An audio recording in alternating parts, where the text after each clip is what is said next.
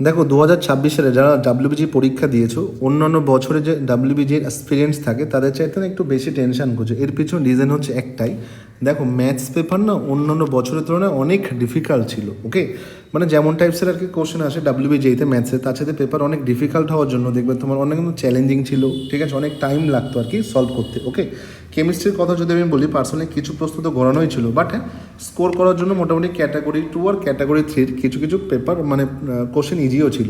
যাই হোক, মোটামুটি সবচেয়ে বড় প্রশ্ন যেটা দাঁড়ায়, তাহলে সিএস নিয়ে যদি আমি মোটামুটি যাদবপুরের মতো গভর্নমেন্ট কলেজে পড়তে চাই, বা আমি সিএস নিয়ে যদি প্রাইভেট অন্য কলেজে পড়তে চাই, তাহলে আমার কেমন র্যাঙ্ক হওয়া উচিত, বেসিক্যালি সেটা নিয়ে দেখবে ডিটেলিং আজকে আমি বলবো। দেখো সবার আগে একটা কথা বলি, যাদবপুর ইউনিভার্সিটির, ঠিক আছে, তোমার সিএস নিতে বা মোটামুটি যে টপ যে ব্রাঞ্চগুলো পেতে তোমার দেখবে অন্যান্য বছরে 130 বেশি আর কি মার্কস লাগতো, বাট এবছর মোটামুটি দেখো আমি এর আগের ভিডিওতে বলেছি যে 110 বা 100 প্লাস হলেও মোটামুটি তুমি দেখবে এক্সেপ্ট সিএস তুমি যে টপ যে ব্রাঞ্চগুলো আছে সেগুলো পেতে পারবে। বাট হ্যাঁ সিএসের জন্য আশা করি ওই 110 থেকে 20 বা 120 কাছাকাছি তোমার কাট আপ নামতে পারে। দেখো এক্স্যাক্ট কোনো কিছু না বলা পসিবল না, যদি কেউ তোমাকে বলে না এটাই হবে, সেটা একদম পুরো ভুলভাল ক্যালকুলেশন করছে। দেখো এগুলো আমরা প্রেডিক্ট করতে পারি, বাট ওই 120 থেকে মানে 120 কাছাকাছি দেখবে ঘোরাঘুরি করবে।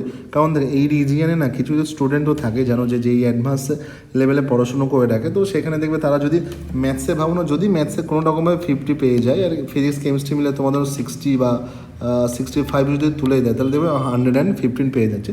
তো তারা দেখবে কোথাও না কোথাও এলিজেবল হয়ে যাবে সিএস আর কি যাদবপুরে সিএস নিয়ে পড়ার জন্য। তো বেসিক্যালি 120 কাছাকাছি যাদবপুরে আসবে তোমার আর কি ওই সিএস নিয়ে পড়ার জন্য, বা এখানে যদি খুব যদি হাই যদি স্কোর ধরি, কারণ ধর এই টাইপসের স্টুডেন্ট না হয় না, সে যত ডিফিকাল্ট পেপারই যাই হোক না কেন, কিছু স্টুডেন্টস দেখবে থাকে না প্রচুর পড়াশুনো করে, যেই অ্যাডভান্স লেভেলে পড়াশুনো করে, তো সেখানে দেখবে মোটামুটি তারা স্কোরটা আর কি অ্যাচিভ করে নেয়। ঠিক আছে, মানে ম্যাক্সিমাম 90% বা 95% স্টুডেন্ট এবছর স্কোর অনেক বাজে আসবে। এবার সবচেয়ে বড় বিষয় যেটা, তো স্যার আমি ঠিক আছে দেখো 3 টাইপসের স্টুডেন্ট হতে পারে। এক টাইপসের স্টুডেন্ট যারা যাদবপুরে সিএস নিয়ে পড়তে চায়, সেকেন্ড হচ্ছে সিএস নিয়ে পড়তে চায় যাদবপুর ছাড়া যে কোনো প্রাইভেট কলেজই হোক না কেন, আর থার্ড টাইপসের স্টুডেন্ট যারা থাকে তারা হচ্ছে যাদবপুরে যে কোনো ব্রাঞ্চই হোক, যে কোনো ব্রাঞ্চ মানে মোটামুটি যাদবপুরে যে হোক, যাদবপুরে যে করেই হোক পড়াশোনা করতে হবে। তো বেসিক্যালি সেই কথা যদি বলি তাদের ক্ষেত্রে আমি যাদবপুরে তাদের ক্ষেত্রে সেফেস্ট স্কোর হবে 80+। দেখো যাদবপুরে টোটাল 16টা ব্রাঞ্চ আছে, দেখবে ফার্মা বা প্রিন্টিং টেকনোলজির মতো কিছু ব্রাঞ্চ থাকে, যেগুলোতে মোটামুটি তুমি 80-র কাছাকাছি পেলে, জেনারেল ক্যান্ডিডেটের কথাই বলছি আমি, কারণ এসসি এসটিতে দেখবে অনেক ভেরিয়েশন চলে আসে।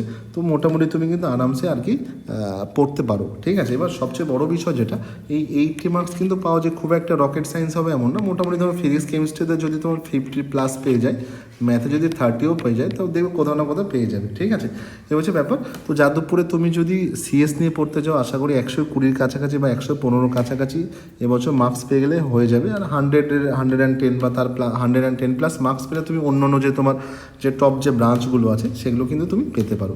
ঠিক আছে, আর তুমি মোটামুটি যাদবপুরে যদি এন্ট্রি নিতেই চাও, ঠিক আছে, ওসব টপ ব্রাঞ্চ ছাড়ো, সিএস ছাড়ো, তাহলে তুমি কিন্তু মোটামুটি 80+-এর কাছাকাছি পেলে প্রিন্টিং বা ফার্মার যে আর কি যে ডিগ্রিগুলো আছে সেগুলো তুমি চাইলে আর কি পার্সিউ করতে পারো। এবার সবচেয়ে বড় বিষয় দেখো, যেটা আমি বললাম আর কি 110 হচ্ছে তোমার একটা সেফেস্ট স্কোর হয়ে যাবে এবছর। ঠিক আছে, এবার সবচেয়ে বড় বিষয় যেটা, এবার দেখো সিএসে খুব একটা চেঞ্জ হয় না, বারবারই বলছি, কেমন দেখো কিছু স্টুডেন্ট থাকে ইভেন যারা না যেই অ্যাডভান্স লেভেলে প্রিপারেশন থাকে, তো তারা চাইলে দেখবে মোটামুটি ওই র্যাঙ্ক পেতে পারে।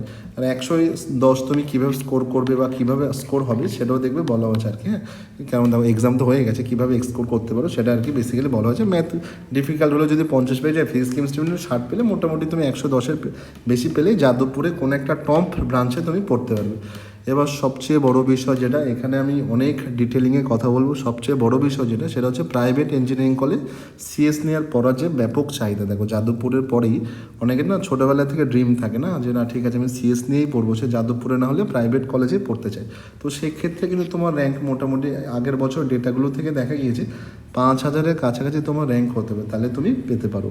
বাট দুর্ভাগ্যের বিষয় হচ্ছে একটাই, কারণ দেখো আমি তো অফলাইনে প্রচুর স্টুডেন্ট পড়ে বা ম্যাক্সিমাম স্টুডেন্ট, ঠিক আছে, তোমার সেই উড়িষ্যার কেআইটি থেকে শুরু করে কিট থেকে শুরু করে ম্যাক্সিমাম কলেজে, সে তোমার ইউএম বলো, আইএম বলো, তোমার নারুলা বলো, টেকনো বলো, হেরিটেজ বলো, তোমার গুরু নানক থেকে শুরু করে RCM থেকে শুরু, ইভেন কিংস্টোনেও না লোকে না ডাইরেক্টলি অ্যাডমিশন নিচ্ছে ম্যানেজমেন্ট করে। এটা কিন্তু খুব মানে দুঃখের বিষয়। চাইলে না একটু কাউন্সিল মানে তুমি মোটামুটি যদি চাও না একটু মানে বসতে পারতে কাউন্সিলিংয়ে, বাট তেমন লোকে ম্যাক্সিমাম স্টুডেন্ট যায় না। সিএসের এতই চাহিদা, ব্যাপক চাহিদা, ম্যাক্সিমাম স্টুডেন্ট দেখবে ম্যানেজমেন্ট করে ঢুকছে, ঠিক আছে। এটা যাই হোক, সেটা তাদের প্রেফারেন্স বাট কাউন্সিলিংয়ে বসে আমি প্রেফার করবো সবসময়। কারণ দেখো 5000-এর কাছাকাছি তুমি মোটামুটি দেবে টপ কলেজ যেগুলো, যেমন টেকনো, হেরিটেজ, UM বা IEM-এর কথা যদি বলি আমি, বা ইভেন নারুলাও দেখবে এখন ক্যাম্পাসিং ভালো দিচ্ছে। তারপর হচ্ছে গুরু নানক জানো, JIS, অনেক অনেক কলেজই আছে, অনেক কলেজ, ঠিক আছে। কোন কলেজের কথা বলবো আমি, ঠিক আছে। আর আমি কোনো দেখো প্রমোশনাল ভিডিও বানাতে বসি না, কোনো কলেজকে ভালো বলবো, কোনো কলেজকে খারাপ বলবো, ঠিক আছে।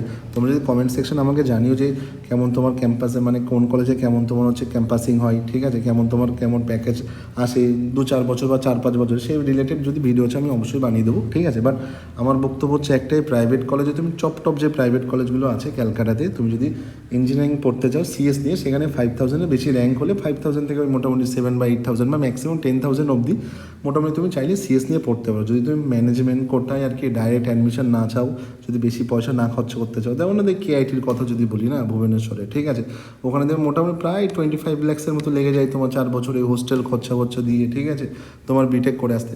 কথা বুঝতে পারছো? সেখানে কী প্যাকেজ পাওয়া যায় না যায় তোমরা জানো, ঠিক আছে। প্রাইভেট কলেজ আর এই যে UM বা IEM-এর কথা যদি বলি না, যে তোমার এক্সামের কথা, এন্ট্রান্স এক্সাম, কেমন এন্ট্রান্স এক্সাম হয় তোমরাও জানো, পেপার ম্যাচ করে কখনো কেমিস্ট্রির কথা যদি বলি, বা 3টে বা 4টে চ্যাপ্টার থেকে দিয়ে দেয় পুরো কোশ্চেন, ঠিক আছে।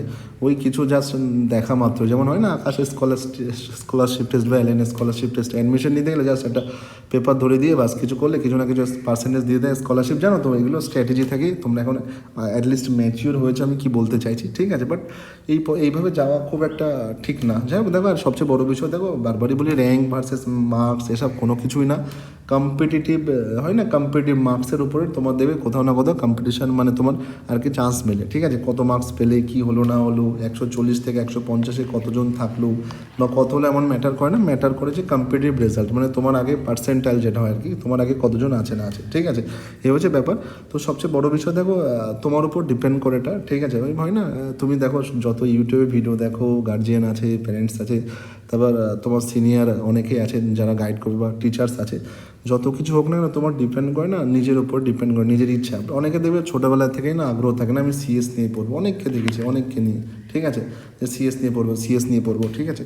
কিন্তু দেখো এবার সবচেয়ে বড় বিষয় যেটা, নিজের পছন্দের মতো যদি ক্যারিয়ার নেওয়া যায়, বুঝতে পারছো না, ওই লেভেলে না দেবে তোমার হেডেক মনে হয় না, ঠিক আছে, কাজ করতে দেবে প্যাশনেট মনে হয়। এছাড়া অনেকে থাকে না ব্রাইন্ডি নেবো, আমি যাদবপুরেই পড়বো, সে যাই হোক, টেক্সটাইল থেকে যে ইঞ্জিনিয়ারিং হোক না, প্রিন্টিং ইঞ্জিনিয়ারিং যাই হোক, আমি পড়েই নেবো, ঠিক আছে। কারণ ওখানে তো পরিবেশ, এনভায়রনমেন্ট ম্যাটার করে, সিনিয়রদের তোমার গাইডেন্স ম্যাটার করে। তো সেক্ষেত্রে তুমি দেখতে পারো তোমার যেটাতে তুমি কমফর্টেবল সেটাই তুমি দেখতে পারো। বাট এই ডিসিশন কিন্তু তোমাকে নিতে হবে, ঠিক আছে। নিজের হয় না, নিজের মনের কথাই তোমাকে শুনতে হবে, ভাবনা চিন্তা করে না, কোনো রকমভাবে টেনশন নেওয়া দরকার নেই, পেশেন্স রাখো, ঠিক আছে। একদম পুরো অফিসিয়াল কাট আপ বেরোক, ঠিক আছে। তারপর অর্গানাইজড ওয়েতে মোটামুটি তুমি দেখবে কোন কলেজে তোমার কোন ব্রাঞ্চ নিলে বেটার হবে, কোনটা নেওয়া উচিত, ঠিক আছে। যেটা আমি বারবারই বলছি, সবসময় না মনের কথাই তোমার শোনা দরকার, ওকে। জলদি না অনেকে ম্যাক্সিমাম স্টুডেন্ট যারা মোটামুটি সে কি CBSE বলো, কি ISC, কি ওয়েস্ট বেঙ্গল বলো, সব বোর্ডসের স্টুডেন্ট ম্যাক্সিমাম 90% কাছাকাছি স্টুডেন্ট না, ঠিক আছে। তোমার হচ্ছে WBJE দেওয়ার আগে, মানে রেজাল্ট দেওয়ার আগেই বুঝতেই পারছো তোমার 90% স্টুডেন্ট না ডাইরেক্ট অ্যাডমিশন নিয়ে নিয়েছে। ডাইরেক্ট অ্যাডমিশন কীভাবে নেওয়া যায় জানো? ম্যানেজমেন্ট করে, কোনো বড় কিছু না। তুমি চাইলে কোনো একটা ওয়েবসাইটে গেলেই দেবে, তোমার ফোন নাম্বার বা মেল যদি দিয়ে দাও, বাস ফোন আসতেই থাকবে, ঠিক আছে। জানো তোমরা অলরেডি এর ভিতর দিয়ে যাচ্ছ, কি তোমরা 11-12 কোচিং ইনস্টিটিউটের ভিতরে যাচ্ছ, যে এসব যে তোমার স্ট্র্যাটেজি যেটা বলবো আর কি, মানে অ্যাডমিশন স্ট্র্যাটেজি জানো তোমরা। যাই হোক, আমি একটা কথাই বলবো, দেখো পজিটিভিটি আর নিজের প্রতি যদি কোনো রকমভাবে তুমি ডাউট না থাকে, কনফিডেন্ট থাকো, তো কিছু না কিছু জুটেই যাবে, সব নিয়ে চিন্তা ভাবনা করার দরকার নেই। বাট হ্যাঁ, মেন ব্যাপার তোমাকে ভাবতে হবে, সবচেয়ে বড় যে কনফিউজিং বিষয় সেটা ঠান্ডা মাথায় ভাবতে হবে, সে হচ্ছে টপ কলেজ লোয়েস্ট ব্রাঞ্চ, না তোমার লোয়েস্ট কলেজ যাই হোক টপ ব্রাঞ্চ, ঠিক আছে। যাও, যদি ভিডিও ভালো লেগে থাকে চ্যানেলটা সাবস্ক্রাইব করে দিও। আমাকে যদি কোনো রকমের ডাউট থাকে অবশ্যই কমেন্ট সেকশনে জানিও, ঠিক আছে। চ্যানেল যদি ভিডিওটা ভালো লেগে থাকে অবশ্যই লাইক করো। ধন্যবাদ।